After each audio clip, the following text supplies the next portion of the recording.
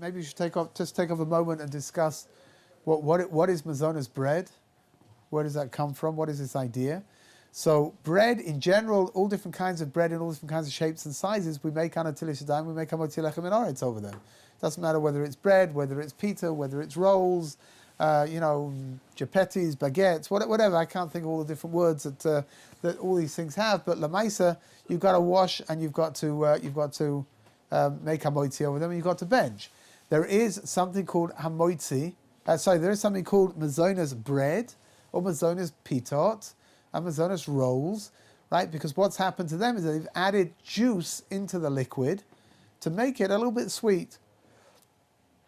Right now, for the Ashkenazim, it's a little less complicated. For the Sfardim, it's more complicated. For the Sfardim, it has to be very sweet in order to make a mezonot over it. For the Ashkenazim, it's got to be just a little bit sweet is good enough. The Indian over here is like this: mezonot bread is complicated. Halachically, it's complicated because if you're going to sit down and you're going to have a meal, so regardless of the fact that the bread or the pitot are mezonot, you're supposed to be washing and making hamotzi over it, and you're supposed to be benching at the end of it as well. So I'll give you a classic example. When you get your meal on the plane, the roll that it comes with very often is a mezonot roll, especially if you've ordered the special kosher meals. So they bring you a mezonot roll that comes together with it. And now what? What are you supposed to do? So you could say, well, it says mezonot, right? So I should just make a mezonot and I'm done, I'm finished. I don't have to worry about it. But you're sitting down over there, you're eating a meal, right? It's being brought to you as part of your meal. And I think for things like that, you really need to get up and you need to wash and you need to make a hamotzi over it because you're having a whole meal over there together with this Mezonot roll. So you can make hamotzi over a Mezonot roll? Yeah. Because the hamolis sandwiches you buy from London are always all over London, right? Yeah. In the kosher shops, you'll see the vast majority of things that are being sold are Mezonot. Yeah. Regardless of whether they're wraps or whether they're sandwiches or pitot or whatever it is, they're all coming in as Mezonot. What's the point of them being Mezonot? So what's the point? So again, some people are of the opinion that it's okay. You can make a Mezonot over them and be done with them. I personally, again, sandwiches are rather odd inventions. Because what is a sandwich? A sandwich is a meal stuck inside a roll. You know where sandwiches come from? The Earl of Sandwich. There was somebody called the Earl of Sandwich he was an addicted gambler, and he didn't want to leave the gambling table. So he once told his servant to go and bring him 2 pieces of bread with some meat inside of it, and hey presto, that's where sandwiches were invented. The idea of being able to eat a meal in comes at the worst time.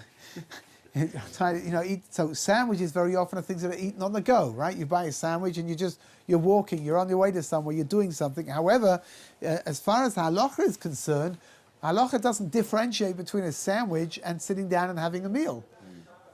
Which means that halachically, if a person buys a sandwich made out of regular bread, doesn't make any difference that you're planning on eating it on the go and it's just going to be like a stopgap to get you to wherever you need to get to so you won't be too hungry.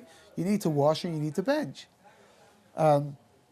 Somebody came up with this bright idea of Mezonot rolls that were going to help people be able to eat a proper sandwich. And, again, if you look at the array of what's available, these things, first of all, they're truly delicious, it's true. But they really are meals inside of rolls. That's what they are. A whole meal is in there. And if that's the case, I personally think that you should be washing and you should be benching over them and not reciting Mezonot over them. But what about like a Mezonot pasta salad? That's okay. Again, pasta is not bread. The problem rests here. I'll give you another example. You can use yeast, the same dough that you would make real bread with. You can also make yeast cake with. Now, yeast cake does not require you to wash your hands and to make a hamotzi over it because yeast cake is sweet, right? It's had things added in, but it's exactly the same dough, right? But you've added in sugar and you've added in cocoa and you've added in cinnamon. Whatever you put into your yeast cake, that's what's in there. It's no longer has a din of being bread. Right, so having a pasta salad is definitely not a problem. Having any kind of Mezonot is not a problem. So even if it's a meal? Even if it's a meal, right? You're sitting down and you make yourself, like a delicious pasta meal or couscous or whatever it when is. does pasta begin to resemble bread? Only when it's turned into bread. So when you're not pasta, you're not going to have pasta bread, No, I'm just right? thinking But that, mezonot bread. Well, you're Shalom Kugel though. Yeah. Yerushalmi kugel is made out of lokshen. It's made out of spaghetti. That you then give the bread treatment of putting it in the oven. Although it doesn't rise, it's still What's pasta. Jerusalem kugel? Is it like lokshen pudding? It's Yerushalmi kugel is this bizarre concoction, which is really absolutely, it's quite delicious actually. It's delicious when you're not in the yeshiva. It's an acquired taste, but it's made out of noodles. It's like a lokshen kugel, but it's got lots of pepper in it and Black caramel pepper. as well. Oh. And it's got a rather strange combination of sweet and pepper at the same time, and it's normally served with a pickle. Is it savoury? That's a standard. Is it savoury? It is savoury, yeah. It's definitely But missing a pickle. it's a standard at kiddushim over here in Yerushalayim. Had it before. It's always You have. You've had it and you just don't. it's brown, and it comes brown in wedge-like pasta, shapes, like a piece of cake. I think if you'd have had it, I think you'd have known that you'd had it. I really do. Yerushalmi kugel is something which was created with whatever there was. So, Jerusalem, they went through periods where there was real deprivation, and noodles are very cheap, and black pepper was available, and caramel was something which was pretty, it's got a very, very strong, you don't need a lot of it to give a strong taste to something, and that's how they baked this concoction in order to have something warm and filling to eat on Shabbos. Anyway, my mother, Aleh Shalom, she should rest in peace in Yitzhak Hashem. But my mother was about the only thing that she ever got upset about was Mezonot bread. she was a very gentle lady, and a very genteel lady as well. But Mezonot bread used to drive her nuts. She used to tell us, if you want to sit down and you want to eat and you want bread, wash and bench. And if you don't eat bread. But don't come here with Mezonot bread and think that you're going to be able to get away with that.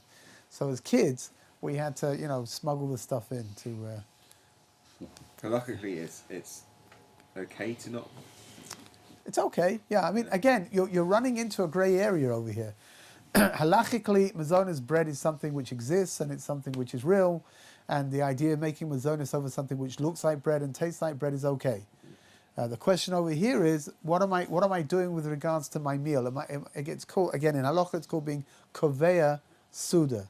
Kovea Suda means you're sitting down to have a meal, right? And whatever, I truly believe actually that this Mezonot business is something that we should be. I think we should be more careful about it. I really do actually. But so don't ask me what to do.